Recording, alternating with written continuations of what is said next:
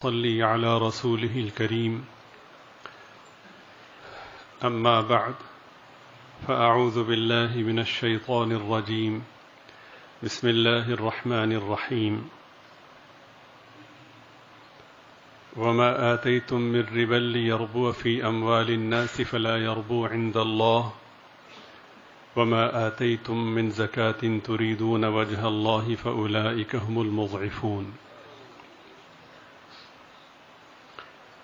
وقال الله تبارك وتعالى الذين ينفقون أموالهم في سبيل الله ثم لا يتبعون ما أنفقوا منا ولا أذى لهم أجرهم عند ربهم ولا خوف عليهم ولا هم يحزنون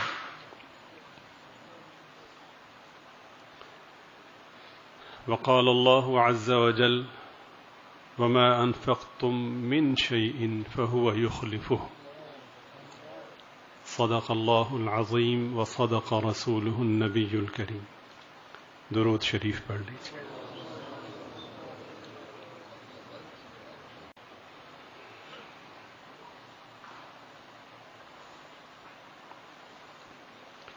اللہ رب العزت کا بہت بڑا کرم اور عظیم احسان ہے کہ اپنے پاک نام کی مجلس میں ہم گناہ گاروں کو حاضر ہونے کی توفیق عطا فرمائی. اللہ تعالیٰ اپنے کرم سے ہماری اس حاضری کو قبول فرمائے، ہمارے گناہوں کو معاف فرمائے، دارین میں پردہ پوشی کا معاملہ فرمائے. سرکار اقدس صلی اللہ علیہ وسلم کا پاک ارشاد ہے کہ اللہ تعالیٰ اپنے بندوں پر ہر آن ہر گھڑی نعمتوں کی بارش نازل فرماتے رہتے ہیں. ان نعمتوں میں اس سے بڑی کوئی نعمت نہیں ہوتی کہ کسی شخص کو اپنے ذکر کی توفیق عطا فرمائے. اللہ تعالی ہمیں اس کی قدر کرنے کی توفیق عطا فرمائے اور ہمیں ہر دم ہر آن اپنی یاد نصیب فرمائے، اپنا دھیان نصیب فرمائے. ہماری آج کی نشست گزشتہ مجلس کا تسلسل ہے. کچھ اہم باتیں تمہیدی طور پر آپ کی خدمت میں عرض کرتا ہوں. ایک تو یہ ہے کہ چونکہ اگلے بدھ کو اس بات کا امکان ہے کہ رمضان المبارک کا چاند نظر آ جائے، تو اس صورت میں ظاہر ہے کہ تراویح کا آغاز اور تراویح کا اہتمام ہوگا، اور قرآن کریم کے حوالے سے بالخصوص اہل ذوق اور اہل محبت کی یہ چاہت ہوتی ہے کہ ہم رمضان شریف میں تراویح میں پورے کا پورا قرآن کریم سنیں، اور اگر اللہ تعالیٰ نے قرآن کریم کی دولت سے نوازا ہے تو سنائیں.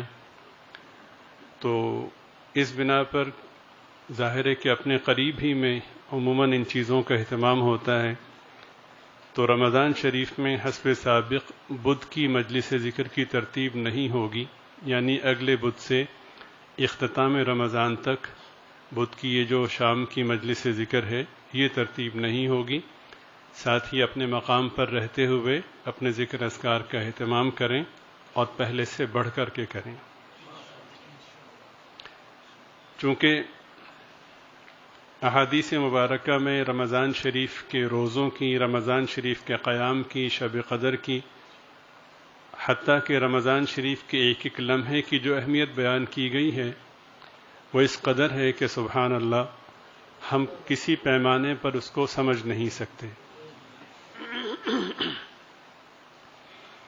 ایک حدیث پاک کا ایک حصہ عرض کرتا ہوں، اس کا خلاصہ آپ کی خدمت میں عرض کرتا ہوں کہ حضرت جبریل علیہ السلام جو سید الملائکہ ہیں، فرشتوں میں سب سے مکرم اور سب سے معزز ہیں، اور جنہیں یہ سعادت اور امتیاز حاصل ہے کہ وہ اللہ پاک کی طرف سے قرآن کریم کو وحی کی صورت میں لے کر سرکار دو عالم صلی اللہ علیہ وسلم کی بارگاہ میں حاضر ہوا کرتے تھے.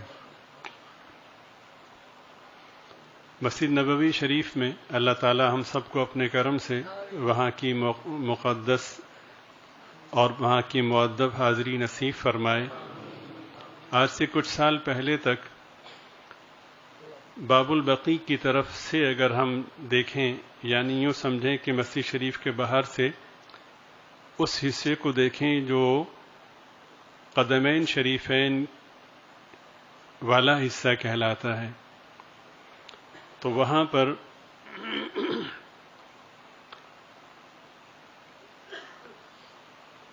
ایک روشندان، گول روشندان بنا ہوا تھا اور اس پر لکڑی کے ٹکڑے بڑے مرتب انداز میں وہاں پہ انہوں نے چسپاں کیے ہوئے تھے۔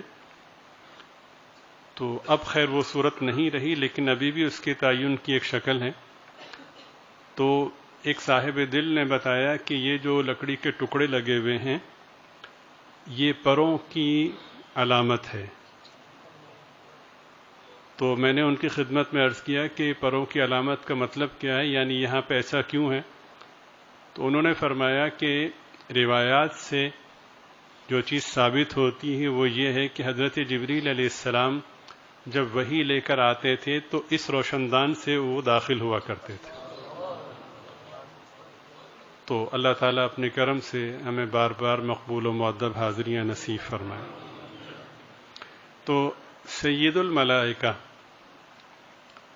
اس حدیث پاک کے حصے کا خلاصہ عرض کر رہا ہوں، یہ بد دعا کر رہے ہیں کہ ہلاک ہو وہ شخص کہ جو رمضان شریف کا مہینہ پائے اور اپنی بخشش نہ کروا سکے۔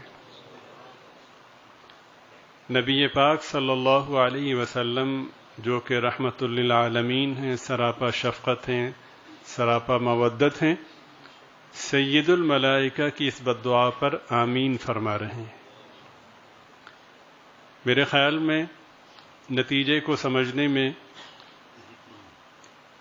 ایک لمحے کی تاخیر کی بھی ضرورت نہیں پڑتی کہ جس کے لیے سید الملائکہ بد دعا کریں اور سید الانبیاء آمین کہیں تو اس کے ہلاک ہونے میں، اس کے برباد ہونے میں کیا شک و شبہ رہ جاتا ہے۔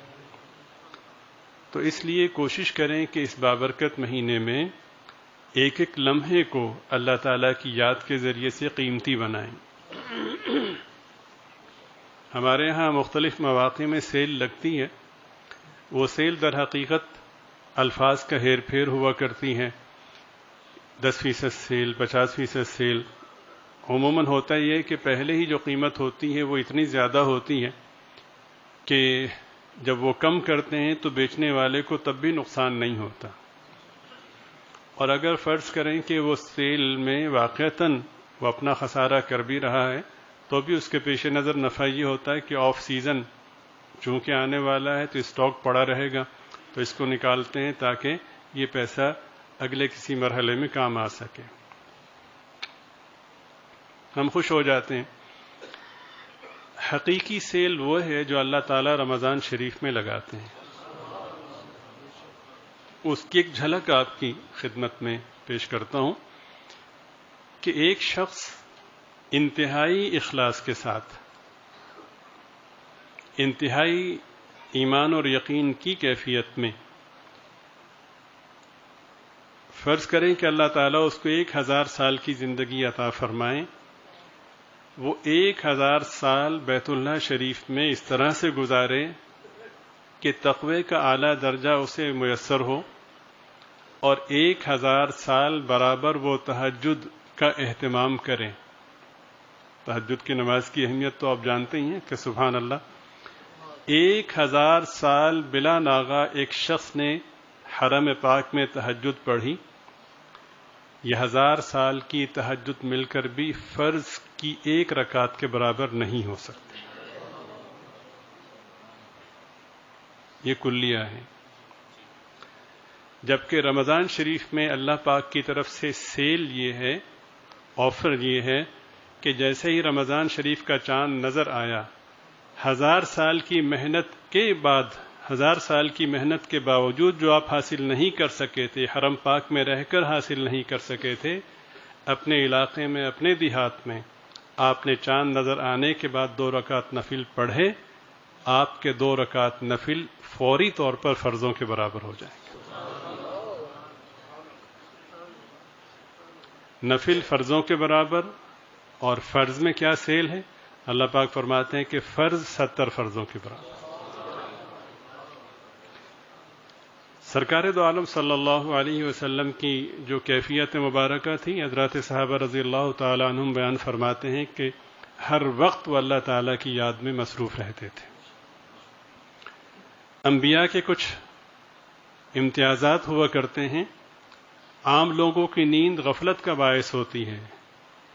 سید الانبیاء صلی اللہ علیہ وسلم نیند کی حالت میں بھی غافل نہیں ہوا کرتے تھے.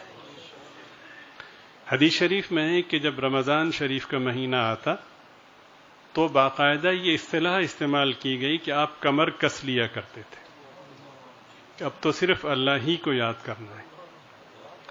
تو وہ لکھتے ہیں نا کہ 11 مہینے ہمارے اور 1 مہینہ آپ کا، سیل والے لکھتے ہیں نا. تو یوں کہیے کہ 11 مہینے جیسے تیسے گزر گئے، لیکن ایک یہ جو مہینہ ہے یہ کمائی کا مہینہ ہے، کسی طور پر بھی یہ ضائع نہ ہو. تو بہرحال اس کے ایک لمحے کی اہمیت اب میں کس زاویے سے عرض کروں. رمضان شریف میں چونکہ روزہ ایک خاص عبادت ہے، اور اس عبادت کے حوالے سے اللہ تعالیٰ کی قدردانی اتنی بڑھتی ہے کہ ضابطے بدل جاتے ہیں. حدیث شریف میں ہے کہ روزہ رکھنے والا جب افطار کے قریب پہنچتا ہے تو اس کے منہ میں بھوکا رہنے کی وجہ سے بدبو پیدا ہو جاتی ہے. تو ظاہر ہے کہ بدبو تو کسی کو بھی گوارا نہیں ہوتی. اللہ تعالیٰ یہ فرماتے ہیں کہ روزہ میرے لیے رکھا، یعنی میرے لیے تم بھوکے پیاسے رہے. تو میرے لیے بھوکا پیاسا رہنے کی بنا پر تمہارے منہ سے بدبو آئی، اس بدبو کو کسی نے بھی گوارا نہیں کیا. ہمارے لیے قربانی دی تو سنو ہم کیسی قدر کرتے ہیں.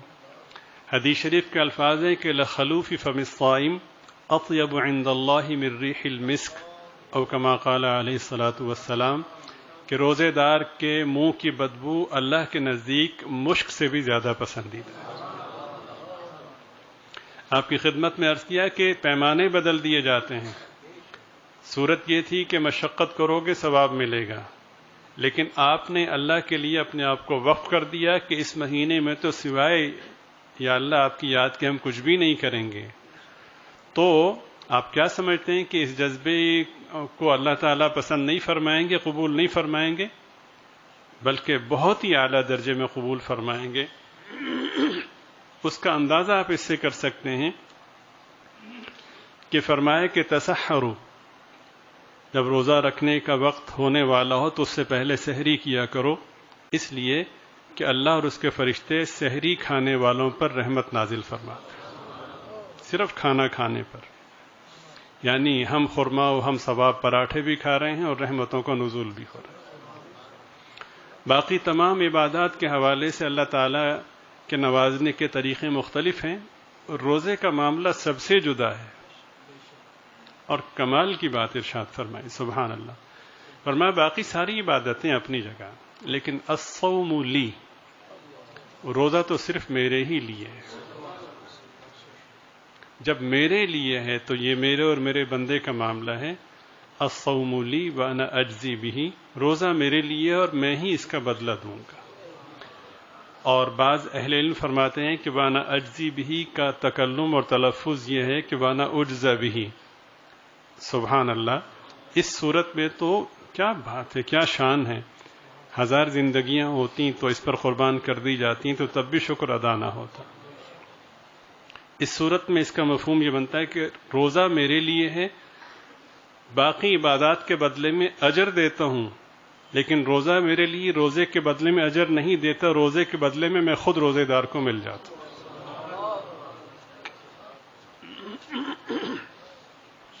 ان عظیم ترین فوائد اور فضائل کے پیش نظر کوشش یہ کی ہے کہ کچھ معمولات اور ذکر اذکار وظائف کا ایک مجموعہ کہیے یا ایک یوں سمجھے کہ ایک خاکہ سا مرتب کیا ہے.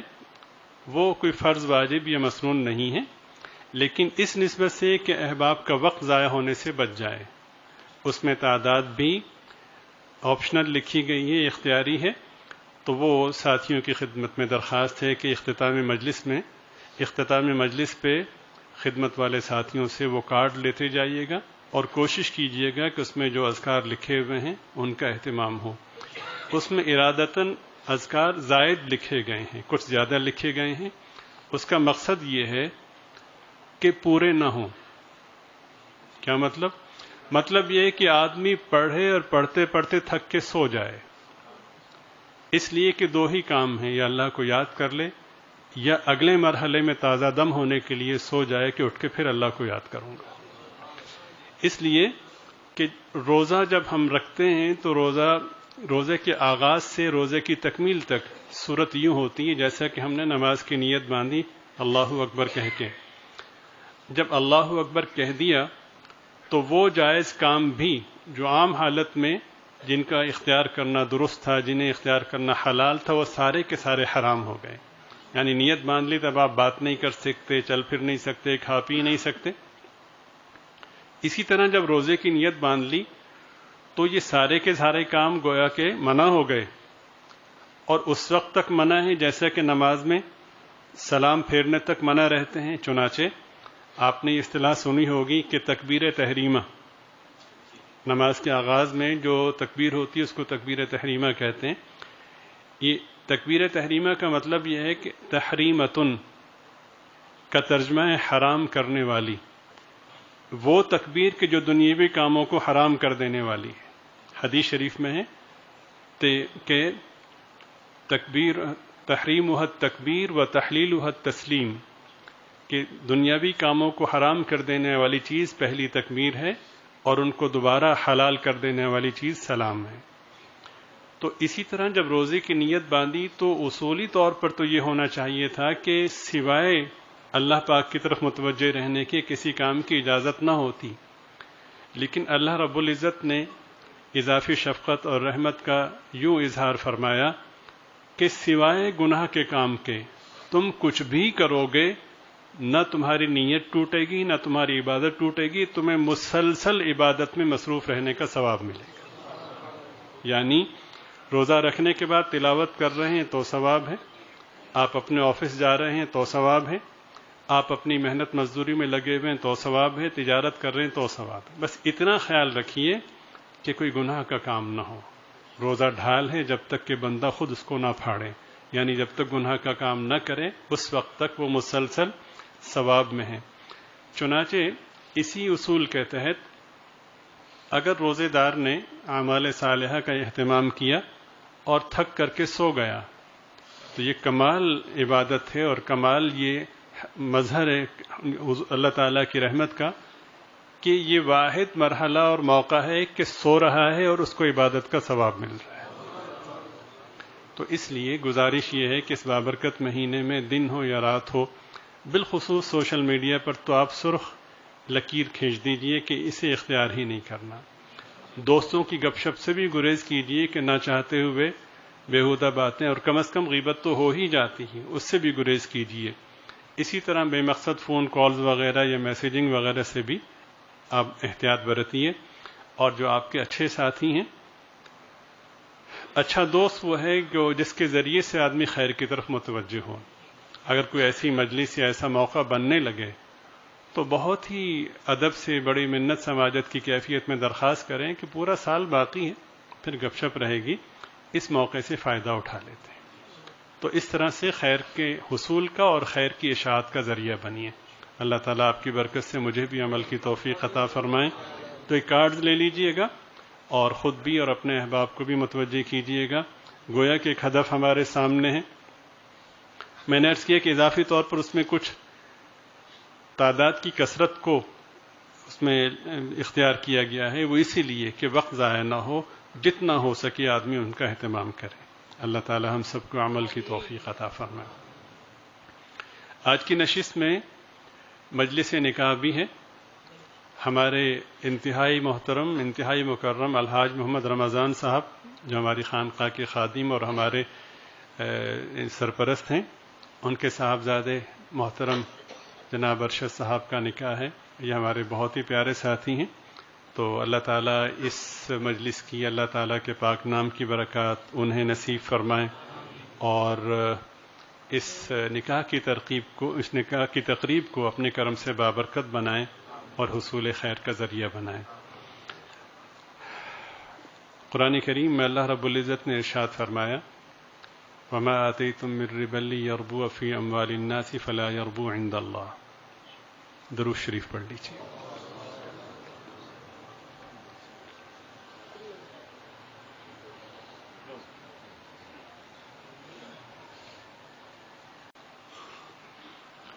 گزشتہ نشست میں اللہ تعالیٰ کے راستے میں خرچ کرنے کے حوالے سے مختصراً کچھ احادیث مبارکہ کے مفاہیم آپ کی خدمت میں عرض کیے گئے تھے اور وہ آج کی نشست کی تمہید تھی. زکوٰۃ کے حوالے سے آج کی نشست میں کچھ مسائل عرض کیے جا رہے ہیں اور یہ عرض کیا گیا تھا کہ یہ نشستیں گویا کے سبق ہیں. انہیں ساتھی توجہ سے سنیں اور اپنے ذہنوں میں محفوظ رکھیں اور عمل کی کوشش کریں اور دیے سے دیا روشن ہوتا ہے. اپنے حلقہ احباب میں اس خیر کو بانٹیں. اللہ تعالیٰ ان کی برکات نصیب فرمائے.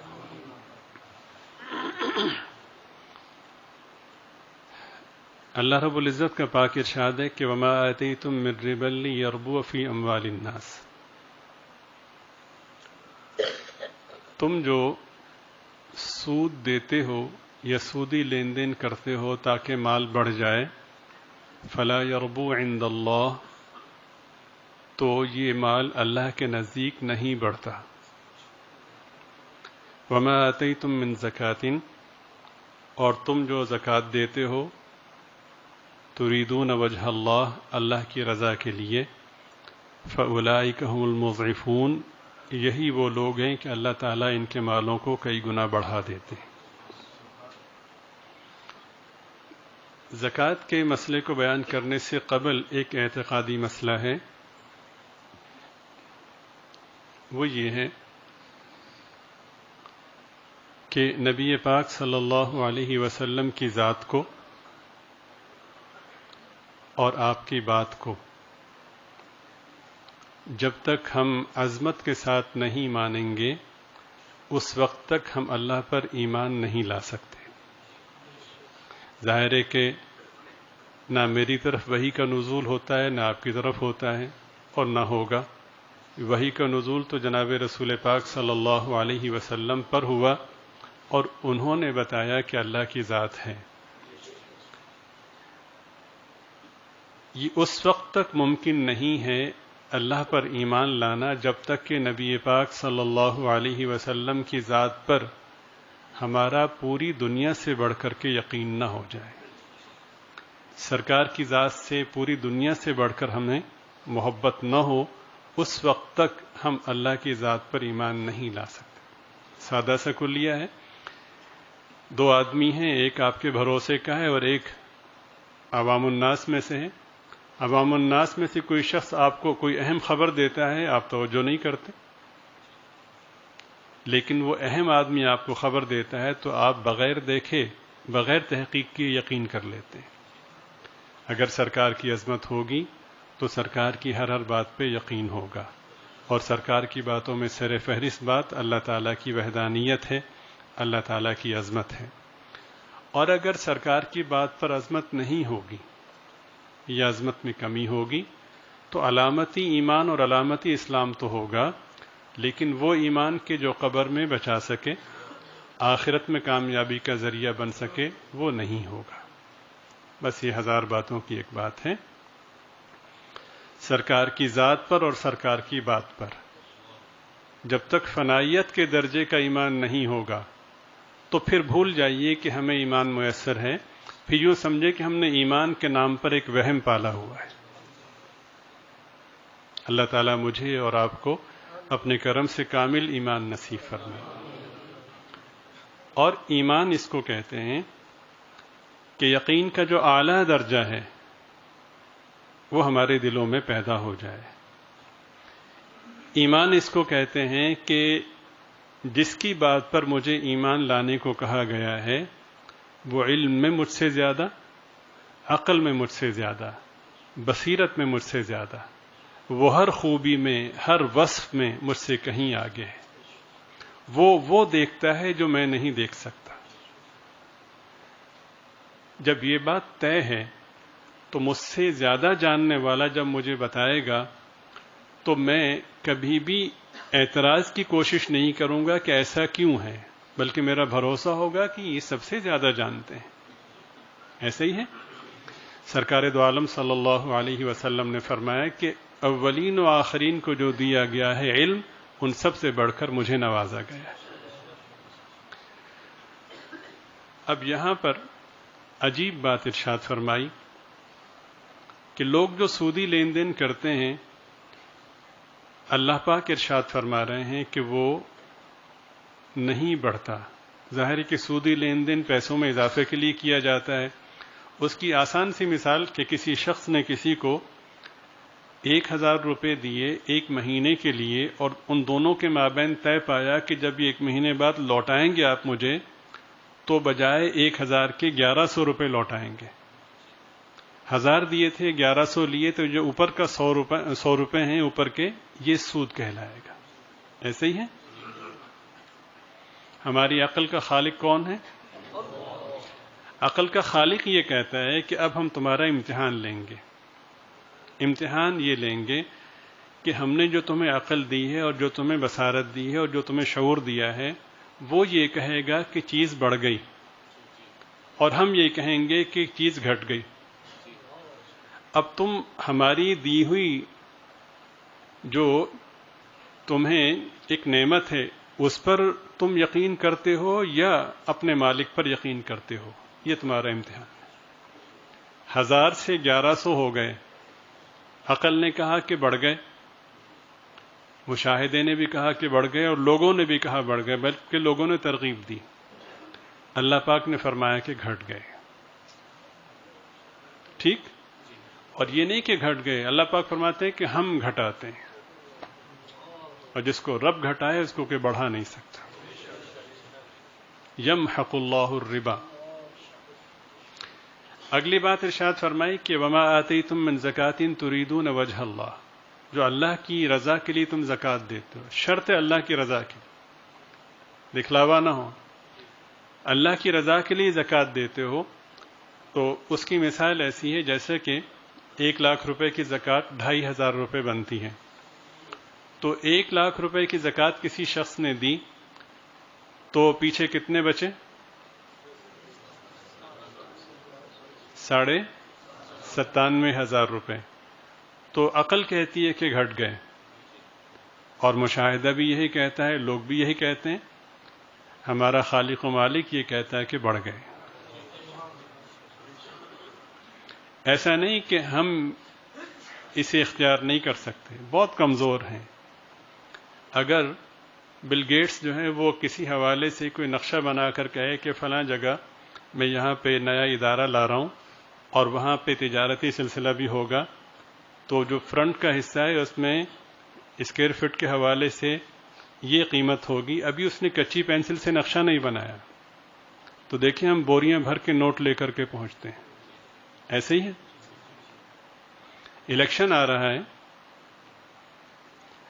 جس کو یہ پتا ہو کہ فلاں پارٹی کا ٹکٹ مجھے ملے گا اور میں جیت جاؤں گا، تو اس کے لیے کروڑوں روپے اکٹھا کرنا کوئی مسئلہ نہیں. بس یہ ہے کہ فرق اس بات کا ہے کہ یقین کس پر ہے، اس کا فرق ہے. جس کو یقین ہے کہ میرا نبی جو کہہ رہا ہے وہ حق اور سچ ہے اور اللہ تعالیٰ کا پیغام مجھ تک پہنچا رہا ہے، وہ پھر اس ذات میں فنا ہے. حضرت ابو الدحداء رضی اللہ تعالیٰ عنہ کا ایک باغ تھا مدینہ منورہ میں، جس میں کھجور کے 500 درخت تھے. آج سے کچھ سال پہلے مدینہ منورہ میں جب حاضری ہوئی تو ایک ساتھی نے بتایا کہ یہ جو درمیان میں جو پٹی ہے شاہراہ کے درمیان میں، اس پہ جو آرائشی طور پر درخت لگے ہوئے ہیں کھجوروں کے، بہت طویل نہیں تھے، درمیانہ سا قد تھا. تو کہا کہ ایک ایک درخت کی قیمت 1,00,000 ریال ہے. تو 500 درخت تھے. تو وہی کا نزول ہوا کہ کون ہے جو اللہ تعالیٰ کو قرض حسنہ دے. تو ان تک یہ بات پہنچی تو وہ بارگاہ اقدس میں حاضر ہوئے اور پوچھا کہ حضور یہ آیت نازل ہوئی ہے؟ آپ نے فرمایا بالکل نازل ہوئی ہے. تو عرض کیا کہ حضور ہاتھ بڑھائیے. سرکار اقدس صلی اللہ علیہ وسلم نے اپنا رحمت والا ہاتھ آگے بڑھایا. تو ہاتھ میں ہاتھ دے کر کہتے ہیں کہ آپ کو ضامن بنا کے کہتا ہوں کہ یہ باغ میں نے اللہ کو قرض حسنہ کے طور پہ دیا. یقین کی بات ہے.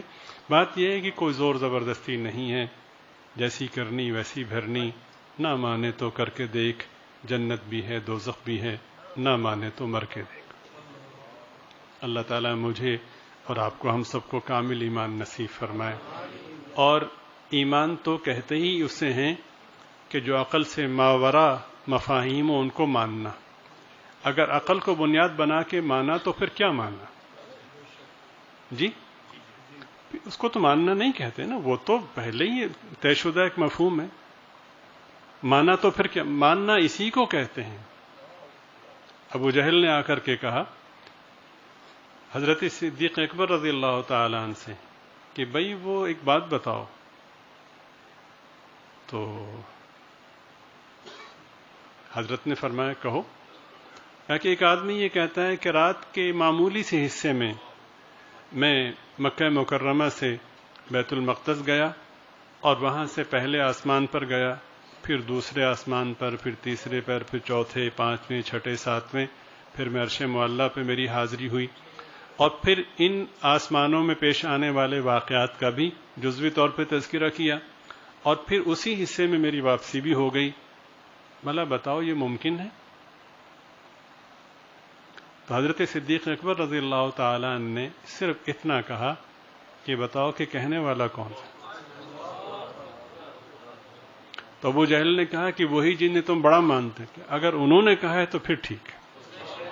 یہ ایمان ہے.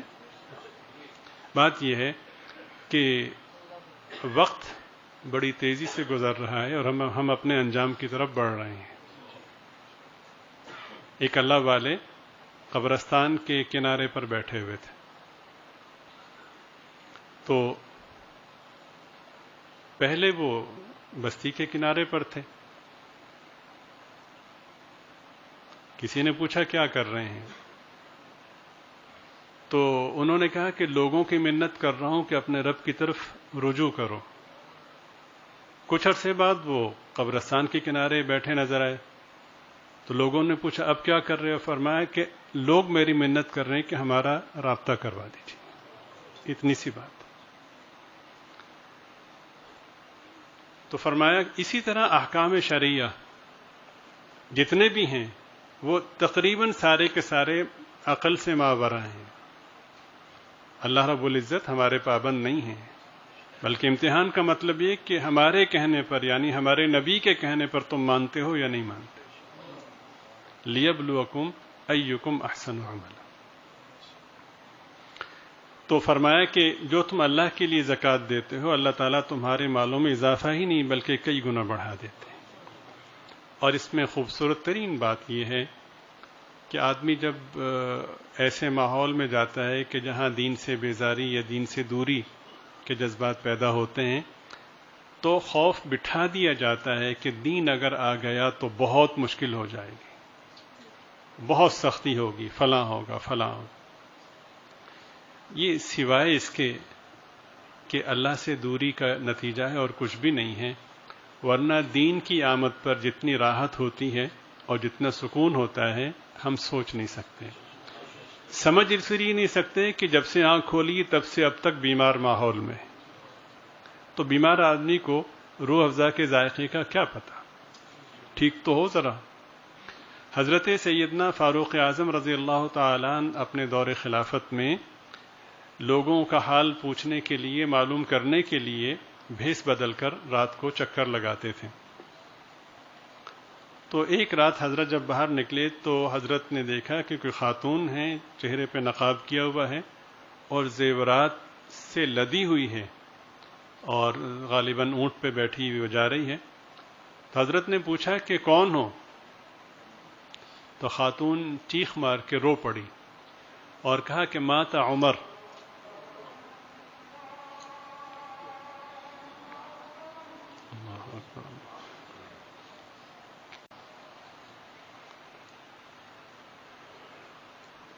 حضرت فاروق اعظم رضی اللہ تعالیٰ نے پوچھا کون ہو؟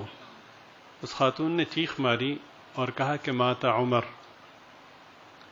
کہا کہ حضرت عمر کا انتقال ہو گیا ہے۔ تو حضرت عمر رضی اللہ تعالیٰ نے ایک دم چونکے کہ یہ کیا بات ہوئی کہ عمر کا انتقال؟ تو حضرت عمر رضی اللہ تعالیٰ نے فرمایا کہ ما مات عمر، عمر کا انتقال نہیں ہوا، عمر تو زندہ ہیں۔ کہنے لگی کہ اما مات عمر فانت عمر، اگر حضرت عمر کا انتقال نہیں ہو پھر آپ ہی عمر ہیں، اس لیے کہ دور فاروقی میں کسی کو جرأت نہیں ہے کہ کسی خاتون سے پوچھ سکے کہ کون ہو اور کہاں جا رہی۔ ہم چیخ چیخ کے مر جاتے ہیں، انتظامیہ بے بس ہو گئی ہے، خواتین کو تحفظ چاہیے، پارک میں جاتے ہیں وغیرہ وغیرہ۔ شریعت مطہرہ کی پاسداری میں یہ امن کا معیار ہے۔ نہ ہم واویلا کرنے والے امن چاہتے ہیں نہ خیر چاہتے ہیں، بس ایک چسکا ہے، سوشل میڈیا پہ چھوڑ دیا، اللہ اللہ خیر صلی اللہ، کوئی مرتا ہے مرے، ہماری بلا سے۔ جبکہ اسلام کیا سکھاتا ہے؟ حضرت سیدنا فاروق اعظم رضی اللہ تعالیٰ عنہ فرماتے ہیں کہ امیر ہو غریب ہو، چھوٹا ہو بڑا ہو، عالم ہو غیر عالم، اچھا ہو برا ہو، کوئی بھی ہو، اس کی ذمہ داری، جہاں تک میری عملداری ہے، جہاں تک ریاست ہے، نہ صرف یہ کہ اس کی ذمہ داری مجھ پر عائد ہوتی ہے، بلکہ اگر میری عملداری میں دریا کے کنارے کوئی کتا بھی پیاسا مر گئے تو جواب عمر کو دینا ہوگا۔ لیکن آپ سب واہ واہ کرنے والے، ظاہر ہے آپ کے اخلاص میں شبہ نہیں ہے، لیکن آپ کی واہ واہ ایسی ہی ہے کہ پاکیزہ مجلس میں ہاں ہاں کر دیتے ہیں، لیکن ہم بیمار لوگ سمجھ ہی نہیں سکتے۔ اتنے بیمار ہیں کہ حقائق ہمارے مطلب کے ہوں تو ٹھیک ہے، امریکہ اپنے حواریوں سمیت رشیا کے خلاف ہو اور وہ سارے ان کو یوکرین کو مدد دے، ہمارے نزدیک ٹھیک ہیں، بندے مریں تب بھی ٹھیک ہیں۔ رشیا کوئی حملہ کرے، بندے مرے، امریکہ کرے، بہت ظلم ہو، ہم سب کہیں ہاں جی بہت ظلم ہوا ہے، یعنی ہماری مطلب کے حقائق ہوں تو ٹھیک ہے۔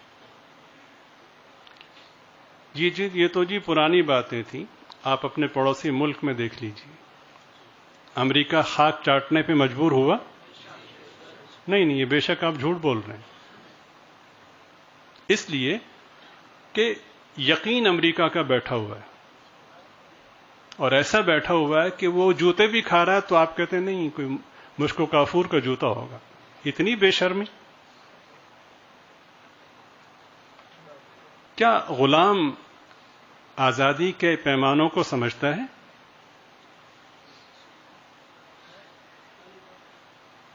نہ صرف ہے کہ ہم غلام ہیں، بلکہ غلامی کی زنجیروں سے، غلامی کے دائروں سے نکلنا ہی نہیں چاہتے۔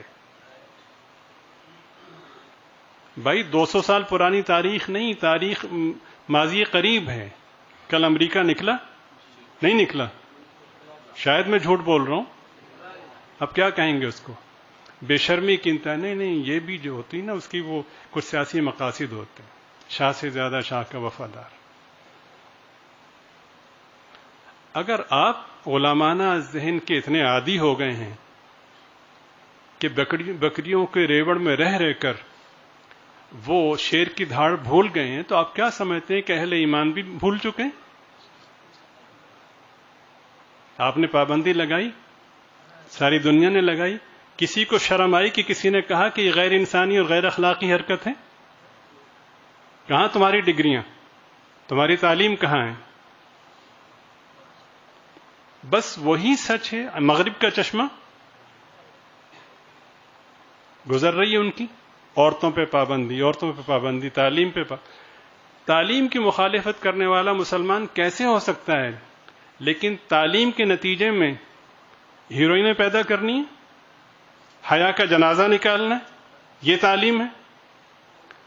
دنیا بھر میں تعلیم کا جو معیار ہوتا ہے، تعلیم کی جو بنیاد ہوتی ہے، جن لوگوں کے لیے نصاب ہوتا ہے ان کی تہذیب کو سامنے رکھ کر کے مرتب کی جاتی۔ ناپاکی کے ایام کے پیڈز لاہور کے کدارے میں نہیں چپکائے گئے، اور کتنی گندگیاں ہوتی ہیں، یہ تعلیم ہے؟ اس کے لیے کہتے ہیں کہ بہن بیٹیوں کو باہر بھیجیں، کھڑے ہو کے موتنے والے بہن بیٹیوں کو پڑھائیں گے، کیا پاکیزگی کا سبق دیں گے؟ استاد باپ ہوتا ہے، گندی نظر رکھنے والا کیا استاد کہلانے کا مستحق ہے؟ کیسی تعلیم ہے؟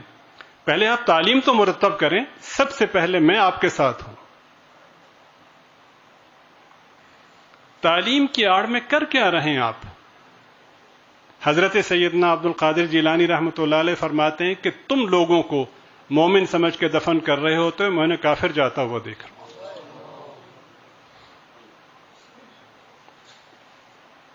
کیا تعلیم کے لیے بے حیائی شرط ہے؟ مغرب نے شرط لگائی ہے کہ مخلوط تعلیم نہیں ہوگی تو آپ کی یونیورسٹیوں کو ہم وہ جو رینکنگ میں جو ادنا مقام ہے وہ بھی نہیں دیں گے. اور اب تو اس کے کہنے کی ضرورت نہیں. آپ اخبار میں جو آرٹیکل چھپتے ہیں ان کو پڑھ کر کے دیکھ لیجیے.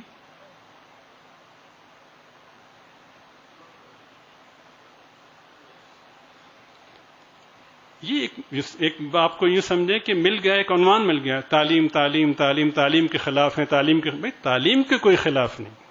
تعلیم اسے کہتے ہیں جو انسان کو انسان بنائے، جو انسان کو جانور بنائے اسے تعلیم نہیں کہتے. اخلاقیات کا جنازہ نکال دیا گیا. اور افسوس یہ کہ سد باب تو دور کی بات ہے، ہم احساس اپنے اندر پیدا کرنے کی بھی ہم زحمت نہیں کر رہے. مطمئن ہے اس میں پیشاب سے نہا کر سمجھ رہے ہیں کہ پاکی حاصل ہو گئی. ساری دنیا نے پابندی لگائی، کسی بدبخت کو یہ توفیق نہیں ہوئی کہ یہ کہے کہ غیر انسانی ہے، یہ غیر اخلاقی. چلیں آپ مدد نہ کریں، ان کے جو اپنے اثاثے انہیں تو بحال کریں. یہ کر دیا وہ کر دیا. چلیں آپ لوگوں کے ہاں اتنے تعلیمی ادارے ہیں، اربوں روپے خرچ ہوتے ہیں، کوئی ایک سائنٹسٹ آپ نے پیدا کیا؟ آپ کے ملک میں، پورے ملک میں ایک بھی ایسا ادارہ نہیں ہے کہ جو پولیو کے حوالے سے جو ویکسین لگائی جاتی ہے اس کا تجزیہ کر سکے کہ اس کے اجزاء ہیں کیا کیا. جب پچھلے دنوں یہ بحث چلی کہ پولیو کے جو ٹیکے وہ نہیں لگنے دے رہے، اس کو مذہبی رنگ دیا گیا کہ مولوی نہیں لگنے. یہ بات نہیں تھی، صرف یہ بات تھی کہ اجزاء میں کوئی ناپاک جز تو نہیں، اس کی تسلی چاہیے. اجزاء میں کوئی ایسا تو نہیں کہ جس میں نسل کشی مقصود ہو. آپ کی ذمہ داری بنتی تھی کہ اس کے اجزاء کی تفصیل کو آپ بیان کرتے. خیر یہ میرا اس وقت موضوع نہیں ہے، لیکن یہ وہ المیہ ہے اور یہ وہ تکلیف دہ حقیقت ہے جو آپ سب جانتے ہیں. اتنا ضرور ہے کہ کوشش ہے بیداری کی، خدا کرے کہ میں بھی بیدار ہو جاؤں. اگر ہم نہیں ہوتے، ساری دنیا نعوذ باللہ اللہ اس کے رسول کا انکار کر دے تو اللہ تعالیٰ کو اتنا بھی فرق نہیں پڑتا جتنا کہ سمندر میں سے ایک قطرے کے نکال لینے سے سمندر کو فرق پڑتا ہے. البتہ ہمیں فرق پڑتا ہے، ہمیں فرق پڑتا ہے، سرکار کو فرق نہیں پڑتا.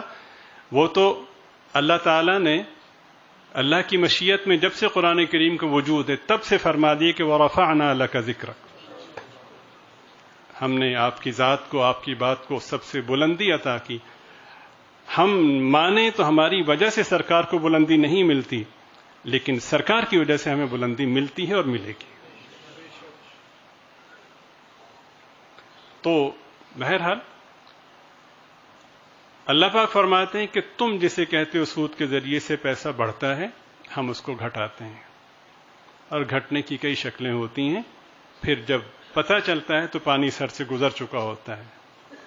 بیٹا پیدائشی طور پر اب نارمل ہے، ساس کو کینسر ہو گیا ہے، فلاں کو مہلک بیماری ہوگی، آدمی پھر بھی نہیں سمجھتا. الامان والحفیظ، اللہ تعالی ہم سب کو معاف فرمائے. میں بات یہاں سے چلی کہ لوگ سمجھتے ہیں کہ اسلام آئے گا تو پتہ نہیں کتنی تنگی ہو جائے گی، بے حیائی اور یہ بدماشی ختم ہو جائے گی،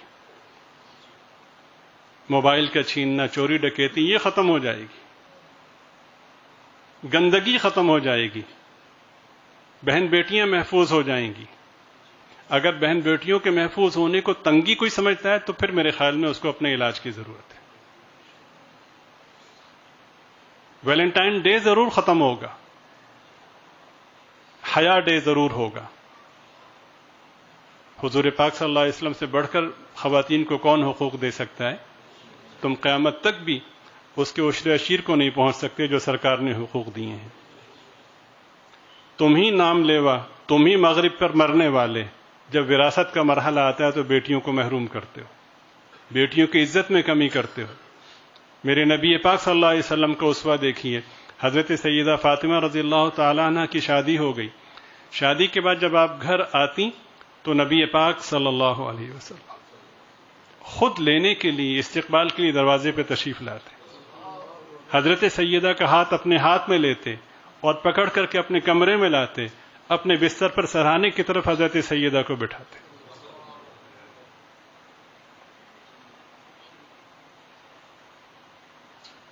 تمہیں کیا معلوم ہے؟ اسلام آئے گا تو امن ہوگا، ہماری بہن بیٹیاں محفوظ ہوں گی. آزادی کے نام پر جو بے حیائی نقطہ عروج کو چھو رہی ہے، فکر مندی کی ضرورت ہے، رونے دھونے کی ضرورت ہے، اللہ کے سامنے گڑ گڑانے کی ضرورت ہے، اپنی بہن بیٹیوں اور اپنے بھائیوں کی منت سماجت کی ضرورت ہے. خدا را ہوش کے ناخن. اللہ تعالیٰ مجھے آپ کو ہم سب کو خیر کے پھیلنے کے لیے قبول فرمائے. انتہائی آسان ہے دین. سنیے، آپ میں سے کسی کے پاس معقول رقم ہو اور سرکاری اداروں کو پتہ چل جائے تو وہ آپ پر ٹیکس لگائیں گے یا نہیں لگائیں گے؟ آپ کہیں کہ جی میں نے اتنا قرضہ دینا ہے، تو قرضے کی بنا پر وہ مؤخر کر دیں گے کہ آپ قرضہ ادا کر دیں پھر بعد میں ٹیکس لگائیں گے؟ آپ کہیں کہ جی میں نے اپنے رشتہ داروں میں فلاں فلاں کے ساتھ تعاون کرنا ہے، لہٰذا اس سال مجھ پہ ٹیکس نہ لگایا جائے، تو آپ کا ٹیکس ختم ہو جائے گا. آپ کی کوئی اور ضرورت باقی ہے کہ جی میں نے فلاں فلاں چیزیں خریدنی ہے، مکان بنانا ہے، سواری لینی ہے، تو میرا ٹیکس معاف کر دیا جائے یا مؤخر کر دیا جائے، تو آپ کی ان ضروریات کی بنا پر ٹیکس آپ کو چھوڑ دیا جائے گا؟ تو سنیے، قرآن کریم میں آغاز میں سورہ فاتحہ کے بعد پہلے رکوع میں اللہ تعالیٰ نے ایک بات ارشاد فرمائی کہ قرآن کریم متقین کے لیے ہدایت ہے. ایسے ہی ہے؟ تو آگے چل کے ارشاد فرمایا کہ متقین کون ہیں، ان کی صفات بیان کی. ایک خوبی یہ بیان کی کہ وَمِمَّا رَزَقْنَاهُمْ يُنْفِقُونَ. متقی وہ ہیں کہ جو خرچ کرتے ہیں. کہاں سے خرچ کرتے ہیں؟ اس میں سے جو ہم نے دیا ہے. آپ بات کو نہیں سمجھے؟ جو ہم نے دیا ہے وہ اس میں سے خرچ کرتے ہیں. اس کا مطلب بھی ہم یہ سمجھ سکتے ہیں کہ اگر کوئی شخص یہ کہتا ہے کہ مجھے میرے رب نے نہیں دیا اور وہ ثابت کرتا ہے کہ میں کہیں اور سے لے کر آیا، تو اللہ فرماتے ہیں ہمیں ضرورت نہیں. وہ بڑی اونچی شان والا ہے. ہم نے جو دیا ہے اس میں سے خرچ کرتے ہیں. اگر کوئی یہ کہتا ہے کہ کسی کے پاس اللہ کے دیے ہوئے کے علاوہ بھی کچھ ہے، تو پھر اس کی عقل پر ماتم ہی کیا جا سکتا ہے. کس نے دیا؟ اللہ.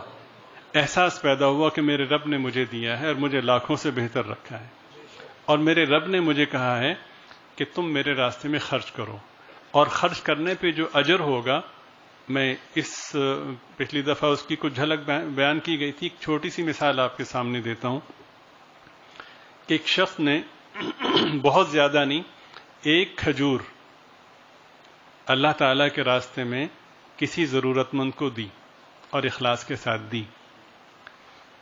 ایک کھجور ہی ہے نا. اللہ تعالیٰ نے اس پر جو چیزیں، جو باتیں ارشاد فرمائیں وہ کمال کی ہیں. صدقے پر فرمایا کہ جب تم کسی ضرورت مند کو صدقہ دیتے ہو تو ضرورت مند کے ہاتھ میں پہنچنے سے پہلے وہ ہمارے ہاتھ میں پہنچتا ہے.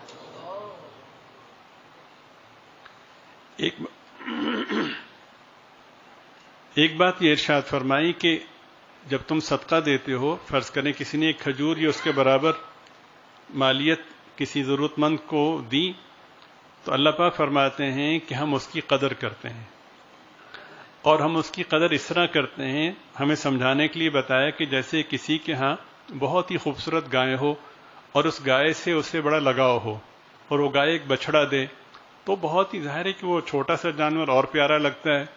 تو تم پھر صبح جانے سے پہلے بھی اس سے دیکھتے ہو، اس کو چارہ کھلاتے ہو، واپس آنے کے بعد بھی اسی کے پاس آتے ہو، شفقت سے ہاتھ پھیرتے ہو، اس کا خیال کرتے ہو. جس طرح تم اس بچڑے کی پرورش کرتے ہو، تم نے ہمارے کہنے پر ضرورت مند کو جو کھجور دی تھی یا اس کے برابر کچھ دیا تھا، ہم اس کی ایسی ہی قدر کرتے ہیں. تم نے اس کو چارہ کھلایا اور وہ بچڑا بڑا ہوتا ہوتا بڑا بیل بن گیا. بس ایک جگہ آ کر کے وہ رک گیا. کہتے ہیں ہم اس کی قدر کرتے ہیں اور اس کی پرورش کرتے رہتے ہیں یہاں تک کہ وہ بڑے ہوتے ہوتے احد پہاڑ کے برابر ہو جاتے ہیں. یہ ایک کھجور پہ فرمایا. اللہ پاک اس طرح سے قدر فرماتے ہیں. بے شمار فوائد و فضائل ہیں. جب یہ سنیں تو بندے کے دل میں احساس پیدا ہوا کہ یار مجھے میرے رب نے مال دیا ہے تو میری حیثیت کیا ہے, وہ مجھے نہ دیتا تو میں کیا کر لیتا. تو آج اس نے کہا ہے کہ میرے راستے میں خرچ کرو, وہ بدلے میں کچھ بھی نہ دیتا میں تب بھی حاضر ہوتا. اس نے تو ڈھیر لگا دیے انعامات کے, تو بہت شرمندہ ہوتا ہے کہ اللہ اب تک سستی ہوتی رہی. تو سارے کا سارا مال لے کر اللہ کے حضور وہ پہنچتا ہے اور کہتا ہے کہ یا اللہ کیسی ملکیت, یہ سب کچھ آپ کا ہے, آپ نے فرمایا ہے کہ میرے راستے میں خرچ کرنا ہے تو میں سارا مال لے کر آپ کی خدمت میں آ گیا ہوں. اللہ پاک ارشاد فرماتے ہیں کہ اچھا تم آ گئے ہو, تم دیکھو تمہارے ذمے کچھ قرض ہیں, فلاں فلاں شخص کا تم نے دینا ہے, تم ان پیسوں کو وہاں استعمال کرو, تمہارے قرض اتر جائیں تو پھر ہمیں بتانا. تو یہ بندہ جاتا ہے اپنے سارے قرض اتارتا ہے, قرض اتارنے کے بعد دیکھتا ہے کہ پیسے پھر بچ گئے, تو پھر یہ اللہ کے حضور حاضر ہوتا ہے کہ یا اللہ قرض اتر گئے ہیں, پیسے پھر بچ گئے ہیں, اب آپ قبول کر لیجئے. تو اللہ پاک فرماتے ہیں اچھا تم نے اپنے قرضے اتار لیے, تو دیکھو تمہارے بوڑھے والدین کی کچھ ضروریات ہیں, تم ان ضروریات کو پورا کرو, ان میں لگ جائیں, خرچ ہو جائیں تو سبحان اللہ, اور اگر بچ جائیں تو پھر ہمارے پاس آنا. یہ جاتا ہے خوشی خوشی ان کی خدمت کرتا ہے, ساری ضروریات پوری کرتا ہے, اور پھر آ کر کے کہتا ہے کہ اللہ پیسے پھر بچ گئے. اللہ پاک فرماتے ہیں اور درخواست کرتا ہے کہ یا اللہ اب آپ قبول کر لیجئے. اللہ پاک فرماتے ہیں کہ اچھا پھر بچ گئے, دیکھو تم شادی شدہ ہو, تمہاری بیوی کی کچھ ضروریات ہیں, تمہارے بچوں کی ضروریات ہیں, اگلے موسم کے حوالے سے کپڑے نہیں لیے, فلاں فلاں چیز جو ضرورت کی ہیں وہ نہیں لی, وہ پہلے تم اپنی ساری ضرورتیں پوری کرو. یہ ساری ضرورتیں پوری کرتا ہے, پیسے پھر بچ جاتے ہیں, یہ پھر حاضر ہوتا ہے, تو یا اللہ اب تو سب ضرورتیں پوری ہو گئیں. تو اللہ پاک فرماتے ہیں ارے سادہ, بیوی کی, بچوں کی, بوڑھے والدین کی ضرورتیں پوری ہو گئیں, تمہاری بہت سی ضرورتیں باقی ہیں. گرمیاں آ رہی ہیں, فریج تمہیں چاہیے تھا, تمہارے پاس سواری نہیں ہے تو موٹر سائیکل وغیرہ وغیرہ جو بھی چیز. تو بڑا خوش ہوتا ہے کہ اتنا کریم ہے میرا مالک, تو سب چیزیں وہ لے لیتا ہے. اب سارے قرضے اترے, جو جن کی کفالت واجب تھی ان کی کفالت کے حوالے سے تقاضے پورے ہوئے, اپنی ساری ضروریات پوری ہوئیں, اور اب تو اس کی ندامت اور بڑھ گئی کہ اتنا خیال. تو ساری رقم لے کر کے پہنچا اور درخواست کی کہ یا اللہ ساری ضرورتیں پوری ہو گئیں, سارے قرضے ادا ہو گئے, یہ رقم آپ کی خدمت میں حاضر ہے. اللہ پاک فرماتے ہیں کہ ساری ضرورتیں پوری ہو گئیں کہ یا اللہ ہو گئیں. ارے سادہ, یہ تو اب کی ضرورت پوری ہوئی ہے نا, مہینے بعد بھی تو کوئی ضرورت پیش آ سکتی ہے.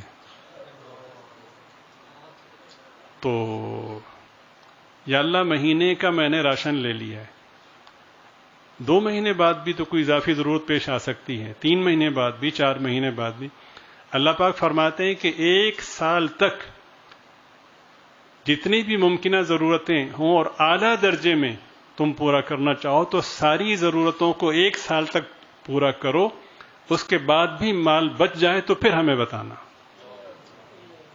6-7 ماہ خوب عیش کی ضرورتیں پوری کی, مال ختم ہو گیا, اللہ نے فرمایا تم اس لائن میں نہیں ہو, ہمارا حکم تمہارے لیے نہیں ہے. اب وہ سال کے بعد آیا کہ یا اللہ خوب مزے کی زندگی گزاری, خوب کھایا, خوب پیا, بچوں کو خوب کھلایا, پھر پیسے بچ گئے, تو اب تو آپ لے ہی لیجئے, مجھے محرومی کا احساس ہونے لگا ہے.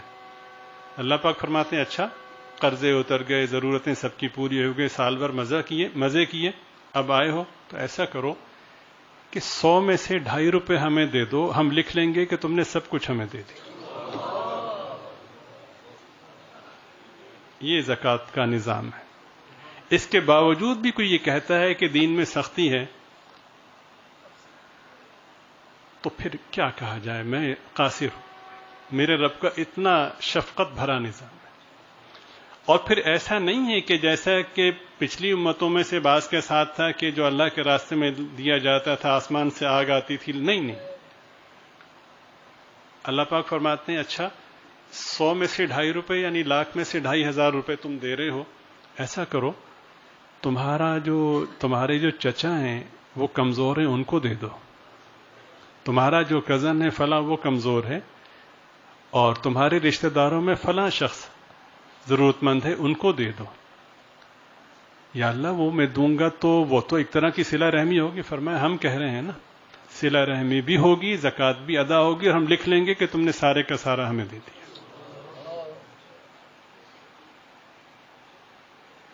کیا آپ کی حکومت یا دنیا کا کوئی نظام ٹیکسز میں ان ضروریات کی بنا پر یا سال بھر اگلی ممکنہ ضروریات کی بنا پر چھوٹ دیتا ہے؟ اب اس سوائے اس نحوست اور اس بدبختی کے کیا ہے کہ اللہ کے نظام کو نظر انداز کیا تو پھر وہ نظام مسلط ہوا، اور اس کا وبال، زکوٰۃ ادا نہ کرنے کا وبال، وہ ایک علیحدہ حقیقت ہے، اس کو پھر ہم کسی طور پہ نظر انداز نہیں کر سکتے۔ یہ زکوٰۃ ہے۔ اب زکوٰۃ کے حوالے سے اختصاراً میں عرض کرتا ہوں کہ کس پر زکوٰۃ ہے اور کس پر نہیں ہے۔ 2 حرفی کلیہ ہے، صاحب نصاب پر زکوٰۃ ہے اور جو صاحب نصاب نہیں ہے اس پر زکوٰۃ نہیں۔ آپ سمجھ رہے ہیں؟ آپ کی خدمت میں عرض کیا کہ آج کی نشست ایک سبق کی طرح ہے، تو پہلا کلیہ یاد رکھیے کہ صاحب نصاب کے ذمہ زکوٰۃ ہے، اور جو صاحب نصاب نہیں ہے اس پر زکوٰۃ نہیں ہے۔ کس کو دینی ہے؟ صاحب نصاب زکوٰۃ دے گا، اسے دے گا جو صاحب نصاب نہیں ہے۔ 2 باتیں یاد ہوگی۔ زکوٰۃ کس چیز کی ہے؟ زکوٰۃ سونا چاندی اور مال تجارت پر ہے، اس کے علاوہ کسی چیز پر نہیں۔ سونا چاندی کو کرنسی کے مفہوم میں بھی سمجھیں، ظاہر ہے کہ کرنسی اپنی ذات میں کچھ نہیں ہے، وہ تو سونے کا عوض ہے، ایسے ہی ہے۔ سونا چاندی اور مال تجارت پر زکوٰۃ ہے، اس کے علاوہ کسی پر زکوٰۃ نہیں۔ آپ کے پاس گھر ہے 10 کروڑ روپے کا، اس پر زکوٰۃ نہیں ہے۔ 5 کروڑ روپے کی گاڑی، اس پر زکوٰۃ نہیں ہے، ذاتی استعمال کے لیے۔ آپ سمجھ رہے ہیں؟ کیا ذاتی استعمال کی 5 کروڑ کی گاڑی، 5 کروڑ کا 10 کروڑ کا گھر ہو، حکومت ٹیکس چھوڑتی ہے؟ کیسی بات کرتے ہیں؟ کیا اس خالق و مالک کے نظام کے مقابلے میں کوئی نظام ہو سکتا ہے؟ پھر بدقسمتی یہ کہ ہماری عقلیں پھر کیسی اندھی تقلید کر رہی ہیں جب اتنی بڑی ذات کو چھوڑیں گے۔ لقد کان لکم فی رسول اللہ اسوۃ حسنہ، یہ طے شدہ بات ہے کہ نبی پاک صلی اللہ علیہ وسلم کی ذات بابرکت ہمارے لیے اسوہ حسنہ ہے۔ ان کو دیکھ کر ہم اپنے آپ کو سنواریں، بنیں سنوریں۔ ہم سرکار کو دیکھ کر اپنے آپ کو سنواریں، ہماری بہن بیٹیاں، ہماری خواتین حضرت سیدہ کو دیکھ کر اپنے آپ کو سنواریں۔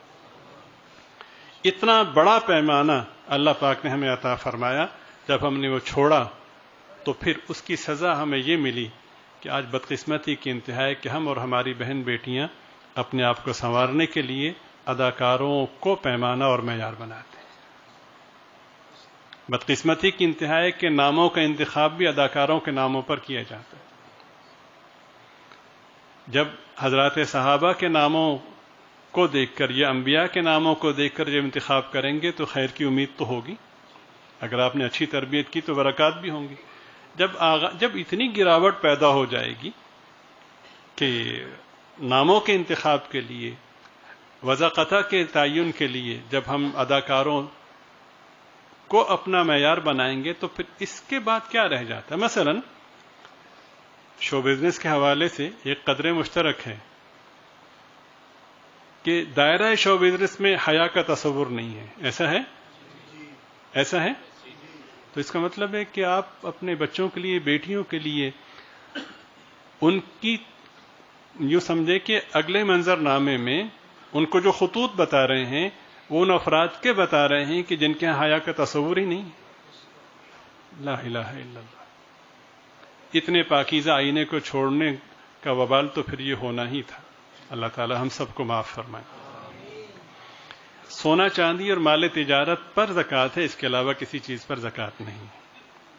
اب اس کی قدر تفصیل اپنے ذہن میں بٹھائیے کہ کسی شخص کو اللہ تعالیٰ نے اتنا مال دیا۔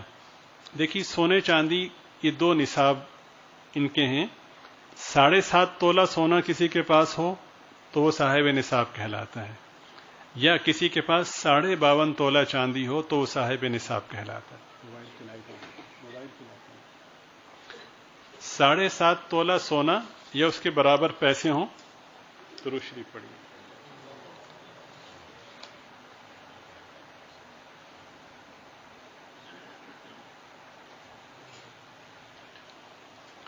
جی 7.5 تولہ سونا یا اس کے برابر پیسے ہوں تو وہ صاحب نصاب کہلاتا ہے. یا 52.5 تولہ چاندی یا اس کے برابر رقم ہو تو وہ صاحب نصاب کہلاتا ہے. دیکھیے اگر کسی شخص کے پاس صرف سونا ہے اور 1 روپیہ بھی نہیں ہے تو اس کے ذمہ زکوٰۃ تب واجب ہوگی کہ سونا 7.5 تولہ یا اس سے زیادہ ہو. اگر کم ہوا تو اس پر زکوٰۃ نہیں ہوگی. لیکن اگر کسی شخص کے پاس 7.5 تولہ سونا نہیں ہے، کم ہے، 1 یا 2 تولہ سونا ہے، لیکن کچھ نقدی بھی ہے، تو ایسی صورت میں جو معیار ہوگا وہ چاندی کی طرف منتقل ہو جائے گا کہ اس کے سونے کی رقم کو اور باقی پیسوں کو جمع کریں گے. اگر وہ چاندی کے نصاب کو پہنچ گیا تو یہ صاحب نصاب کہلائے گا.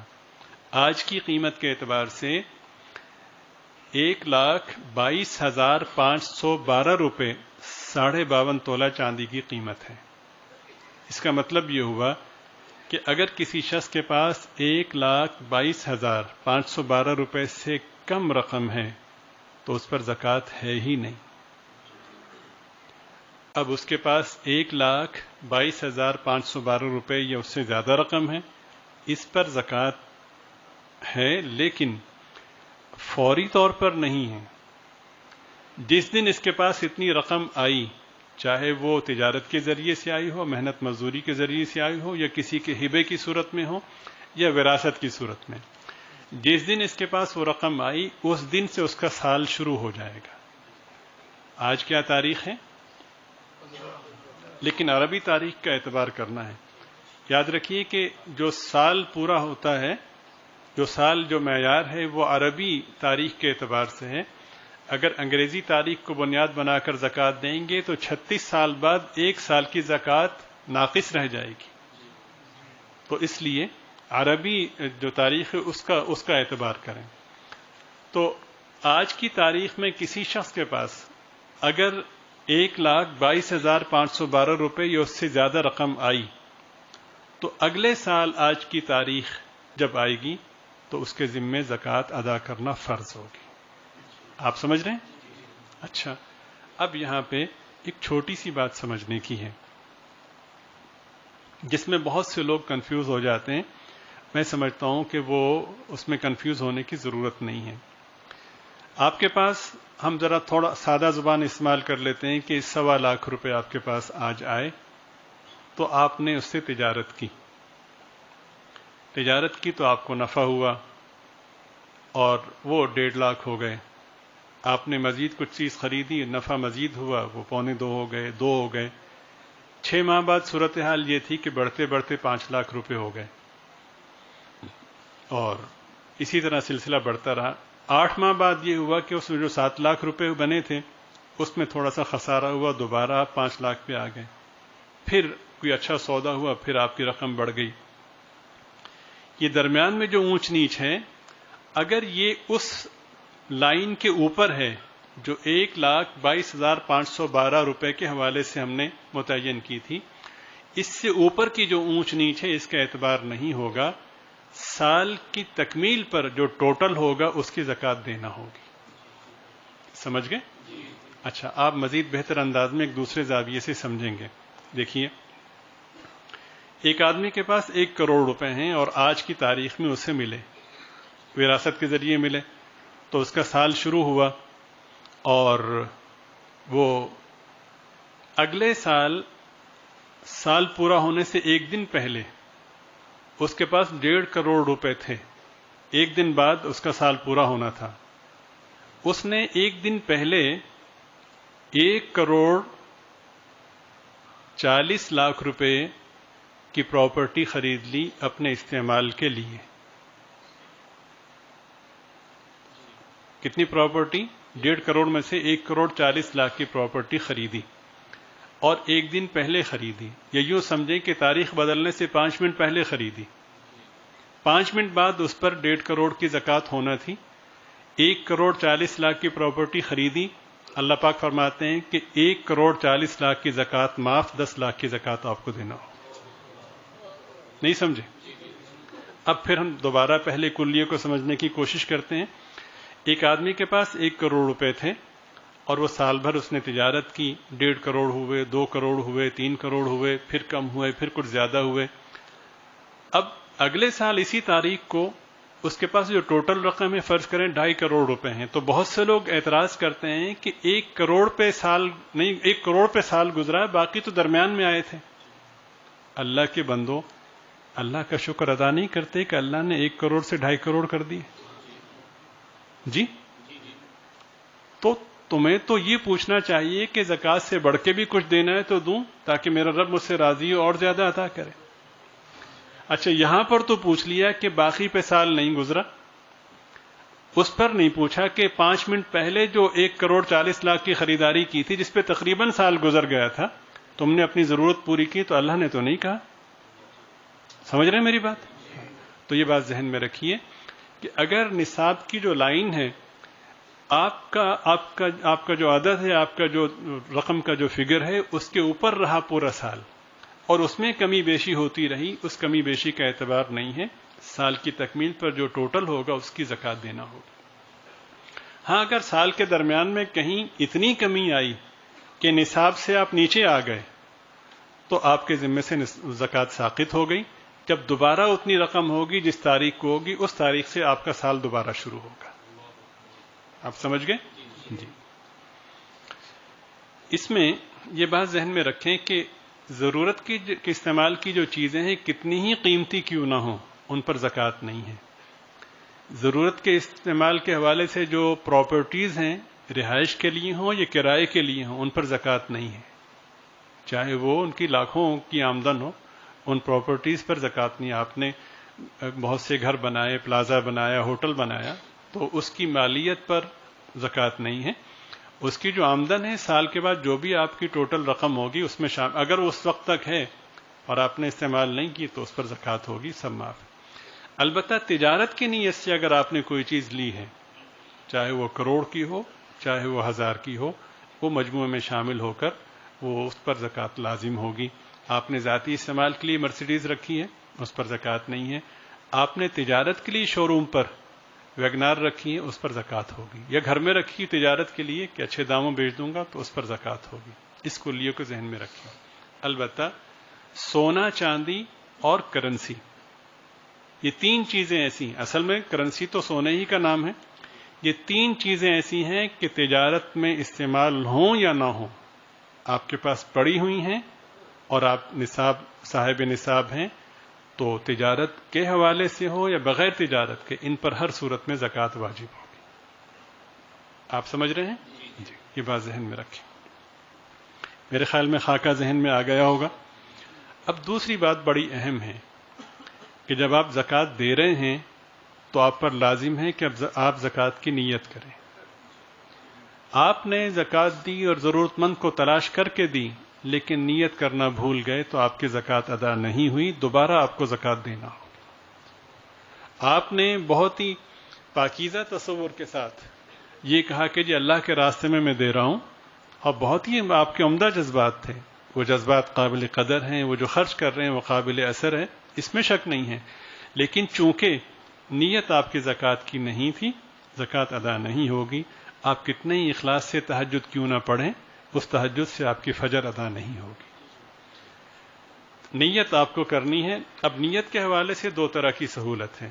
جب آپ دے رہے ہیں زکوٰۃ اس وقت بھی نیت کر سکتے ہیں، اور دوسری صورت یہ کہ جب آپ نے زکوٰۃ کا حساب کیا اور جو زکوٰۃ بنی تھی وہ علیحدہ کر دی اور نیت کر لی کہ یہ زکوٰۃ ہے، اب اگر دیتے وقت آپ نے نیت نہ بھی کی تو بھی آپ کی زکوٰۃ ادا ہو جائے گی. یہ بات سمجھ گئے کہ زکوٰۃ کی ادائیگی کے لیے پہلی شرط یہ ہے کہ آپ زکوٰۃ کی نیت سے زکوٰۃ دیں.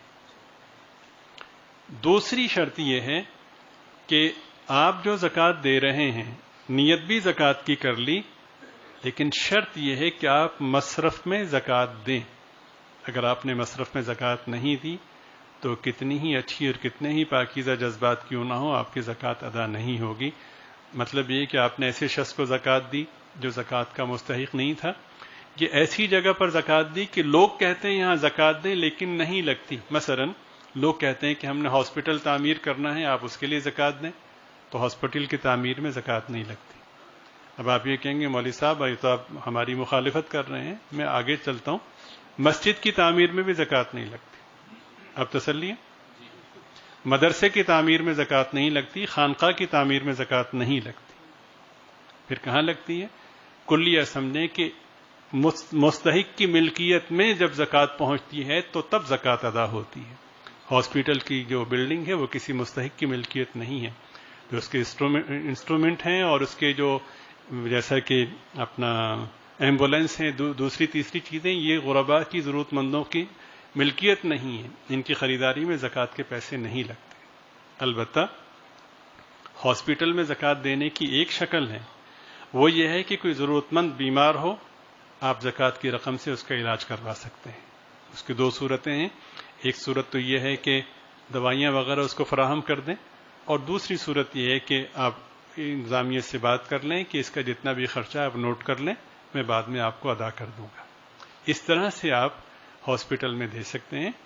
بہت سے ادارے جو خیراتی ادارے ہیں وہ زکوٰۃ کے لیے کہتے ہیں، ہم ان کے جذبے کی نفی نہیں کرتے، بہت اچھی سوچ ہوگی، لیکن جذبوں کی پاکیزگی ایک علیحدہ موضوع ہے، اللہ کے ضابطے اس سے برتر ہیں اور وہی سب سے اہم ہیں۔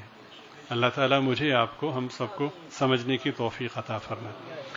تو زکوٰۃ ادا تب ہوگی، دوسری شرط یہ ہے کہ مستحق کو دی جائے اور اس طرح دی جائے کہ اس کی ملکیت ہو۔ یہ ملکیت کا لفظ میں تاکیداً اس لیے بھی کہہ رہا ہوں کہ بہت سے لوگ ایسے ہوتے ہیں کہ وہ ضرورت مندوں کے لیے کوارٹر تعمیر کرتے ہیں اور بعد میں ان کے نام نہیں کرتے۔ اچھا، اس کا سبب یہ بتاتے ہیں کہ اگر ہم نے ان کے نام کر دیے تو یہ بیچ دیں گے۔ تو بھائی جب تک ان کے نام نہیں ہوں گے، یعنی ان کی ملکیت نہیں ہوں گے، تو آپ کی زکوٰۃ ادا نہیں ہوگی۔ تو بیچ دیں گے تو بھائی مالک کہتے ہی اسے ہیں کہ جو جسے اختیار ہو کہ اپنی چیز کو رکھے یا بیچے۔ آپ سمجھ رہے ہیں؟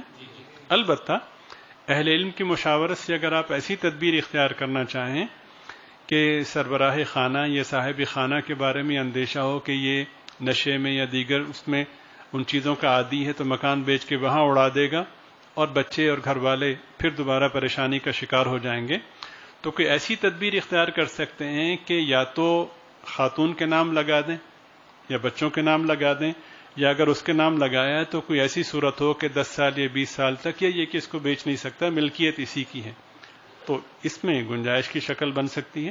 لیکن مکمل طور پر یہ کہنا کہ اس کی ملکیت نہیں ہے، اس سے زکوٰۃ ادا نہیں ہوگی۔ مصارف کیا ہیں؟ اس کا ایک جواب تو یہ ہے کہ جو صاحب نصاب نہیں ہے وہ مصرف ہے، لیکن تھوڑا سا اس میں کچھ چیزیں اور بھی ہیں سمجھنے کی، وہ یہ کہ بعض ایسے لوگ ہیں کہ جو مصارف جو ضرورت مند تو ہیں، یعنی صاحب نصاب نہیں ہے، لیکن پھر بھی آپ زکوٰۃ نہیں دے سکتے، چونکہ زکوٰۃ مال کا میل ہوتا ہے، حضرات سادات کو نہیں دی جا سکتی۔ اگر وہ ضرورت مند ہیں اور یوں سمجھیں کہ وسعت والے نہیں ہیں تو ان کو زکوٰۃ نہ دی جائے، بلکہ دینی غیرت کا تقاضا یہ ہے، سرکار دو عالم صلی اللہ علیہ وسلم کی ذات بابرکت سے محبت کا تقاضا یہ ہے کہ ہم اپنے مال مزکہ سے، وہ مال کے جس کی ہم زکوٰۃ دے چکے ہیں، اس پاکیزہ مال میں سے سادات کی، سید حضرات کی ہم خدمت کریں۔ بڑی بدقسمتی ہے اس معاشرے کی کہ جس معاشرے میں سرکار کی آل میں سے کچھ افراد یا گھرانے ہوں اور وہ مفلوق الحال ہوں، اور باقی لوگ باوجود مومن ہونے کی بھی ان کا خیال نہ کریں۔ جس طرح ہماری آل سے کوئی محبت کرتا ہے تو ہمیں اس سے محبت ہوتی ہے، جو سرکار کی آل سے محبت رکھے گا تو وہ یقیناً سرکار کی محبت کا مستحق ہوگا۔ اسی طرح رشتہ داروں میں دو رشتے ایسے ہیں یا دو رشتہ دار ایسے ہیں کہ ان کو زکوٰۃ نہیں دی جا سکتی، باقی سب رشتہ داروں کو زکوٰۃ دی جا سکتی ہے۔ میاں بیوی ایک دوسرے کو زکوٰۃ نہیں دے سکتے۔ خاتون بہت ہی امیر و کبیر تھی اور شوہر کنگلا تھا، اب وہ خاتون نے اپنی زکوٰۃ شوہر کو دے دی، وہ تو بات گھر میں ہی رہی۔ اسی طرح شوہر امیر تھا اور خاتون غریب تھی، وہ زکوٰۃ اس نے دے دی۔ میاں بیوی بہرحال ایک دوسرے کو زکوٰۃ نہیں دے سکتے. اسی طرح کوئی شخص اپنے آبا و اجداد کو اور اپنی آل اولاد کو، یعنی اپنی جڑوں کو اور اپنی شاخوں کو، آبا و اجداد سے مراد باپ دادا پردادا اور دادی پردادی وغیرہ ہے، آل سے مراد بیٹا پوتا پڑپوتا نواسا وغیرہ، یہ سب اپنی جڑوں اور شاخوں کو زکوٰۃ نہیں دے سکتے. اس کے علاوہ باقی تمام رشتہ داروں کو زکوٰۃ دی جا سکتی ہے اگر وہ مستحق ہوں. سگے چچا کو زکوٰۃ دی جا سکتی ہے، سگے ماموں کو، سگے خالو کو، سگی خالہ کو، کزنز کو، وہ جو ضرورت مند ہیں ان کو زکوٰۃ دی جا سکتی ہے. اور اس میں بڑی اہم بات یہ ہے کہ نہ صرف یہ کہ قریبی رشتہ داروں کو زکوٰۃ دی جا سکتی ہے، اگر وہ ضرورت مند ہیں تو ان کو زکوٰۃ دینے کا دگنا ثواب ہے، ان کا خیال ہونا چاہیے. البتہ زکوٰۃ کی ادائیگی میں پیرایا باوقار بنا لیا جائے.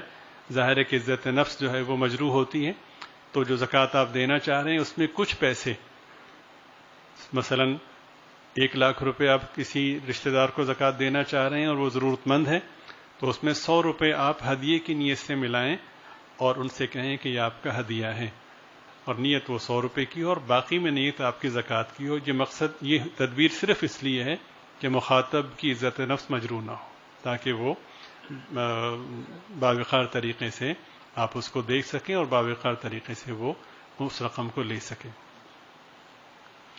اسی طرح جس شخص کو آپ زکوٰۃ دے رہے ہیں اس شخص کے بارے میں تسلی کرنا ضروری ہے، اس لیے کہ فرض کی ادائیگی کا معاملہ ہے. محض اندازے کے ساتھ زکوٰۃ دے دینے سے زکوٰۃ ادا نہیں ہوگی. اگر آپ نے تحقیق کی، تسلی کی اور کسی شخص کو پوری جو بھی صورتیں ہو سکتی تھیں اس کے رشتہ داروں اور دوست احباب اور قرب و جوار کے لوگوں سے پتہ کر کے زکوٰۃ دی، بعد میں پتہ چلا کہ وہ مستحق نہیں تھا، آپ کی زکوٰۃ پھر بھی ادا ہو گئی. لیکن اگر آپ نے بغیر تحقیق کے دی اور بعد میں پتہ چلا کہ وہ مستحق نہیں تھا، تو چونکہ آپ نے تحقیق کی زحمت گوارا نہیں کی، آپ کی زکوٰۃ ادا نہیں ہوئی، آپ کو دوبارہ زکوٰۃ دینا ہوگی. آپ سمجھ گئے؟ تو یہ موٹی موٹی سی باتیں، اہم باتیں ہیں کہ زکوٰۃ کی ادائیگی کے وقت نیت کرنا ضروری ہے، اور زکوٰۃ کے مصرف میں زکوٰۃ ادا کرنا ضروری ہے، اور یہ مستثنیٰ ہیں، ان کو زکوٰۃ نہیں دی جا سکتی جن کا تذکرہ میں نے آپ کے سامنے کیا. زکوٰۃ دینے میں رشتہ داروں کو سر فہرست رکھیے، اس کے بعد اہل محلہ، اہل علاقہ کو سامنے رکھیے، اس کے بعد پھر بعد کے لوگوں کو ذہن میں رکھیے. اسی طرح مدارس میں مدرسے کی تعمیر کے لیے، اساتذہ کی تنخواہ کے لیے زکوٰۃ نہیں دی جا سکتی. البتہ وہاں اگر ایسے بچے پڑھتے ہیں کہ جو زکوٰۃ کے مستحق ہیں، یا یوں سمجھیں کہ ضرورت مند ہیں اور دور دراز سے آئے ہوئے ہیں، تو ان کی خدمت کی نیت سے، اس شرط پر کہ وہاں کے جو ذمہ دار ہیں وہ یہ ذمہ داری لیں کہ میں ان پیسوں کو اپنے مصرف میں پہنچاؤں گا، آپ کو تسلی ہو تو پھر آپ دے سکتے ہیں. اور ان پر بھی لازم ہے کہ وہ جو آپ نے ان پر اعتماد کیا وہ اس اعتماد پر پورا اترے، تاکہ لوگوں کا فرض ہے وہ پوری طرح سے ادا ہو.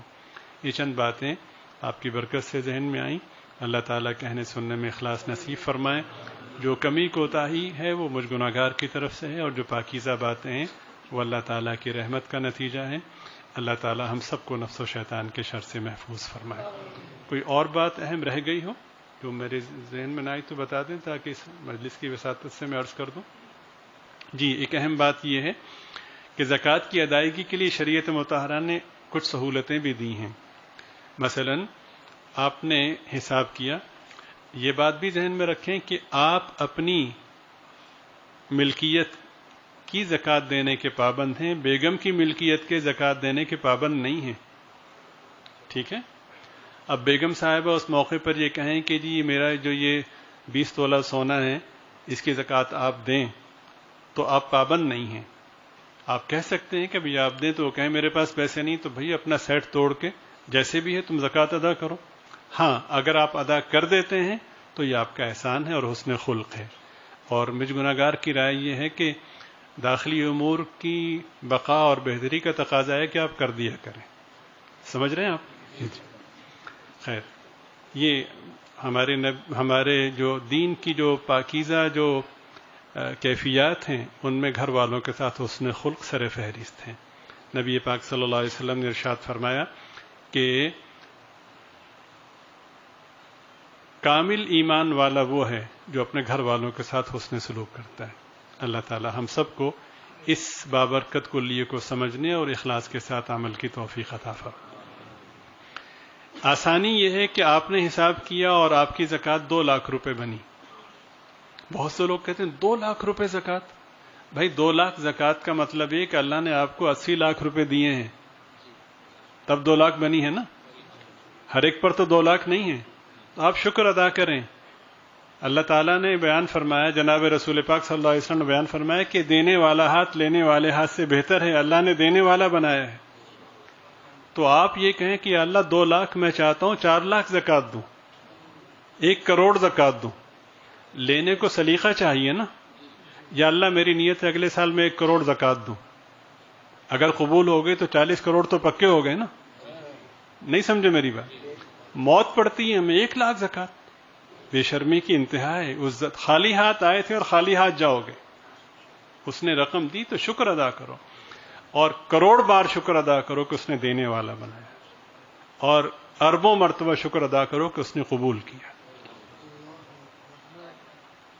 تو آسانی یہ دی کہ 2 لاکھ روپے زکوٰۃ بنی۔ اب تھوڑی سی دشواری پیدا ہو رہی کہ 2 لاکھ میں ایک ہی وقت میں نہیں دے سکتا، یکمشت ادا نہیں کر سکتا، تو حساب لکھ لے کہ 2 لاکھ زکوٰۃ بنی ہے، 10,000 روپے ابھی دے دے، مہینے بعد 15 دے دے، تھوڑی تھوڑی کر کے زکوٰۃ ادا کر دے، اور نوٹ کرتا رہے کہ دیتے وقت نیت کی ہے، تو آہستہ آہستہ کرتا قسطوں میں بھی زکوٰۃ دے گا تو انشاءاللہ زکوٰۃ اس کی ادا ہو جائے گی۔ ایک آسانی یہ ہے۔ دوسری آسانی یہ ہے کہ زکوٰۃ کے لیے صرف رقم دینا ہی شرط نہیں ہے، گھر میں ضرورت کی وہ اشیاء جو قابل استعمال ہوں، اور بے شک وہ آپ استعمال کرتے رہے ہوں، تو ان کی مارکیٹ ویلیو آپ لگوائیں، اور ضرورت مندوں کو اگر آپ وہ دیتے ہیں اور اس میں زکوٰۃ کی نیت کرتے ہیں تو تب بھی زکوٰۃ ادا ہو جائے گی۔ آپ سمجھ رہے ہیں؟ یہ اضافی طور پر آسانیاں اللہ تعالیٰ نے ہمارے لیے پیدا فرمائی۔ اللہ تعالیٰ مجھے، آپ کو، ہم سب کو اخلاص کے ساتھ عمل کی توفیق عطا فرمائے۔ اب انشاءاللہ نکاح کی تقریب ہوگی، سب ساتھی درود شریف پڑھ لیں۔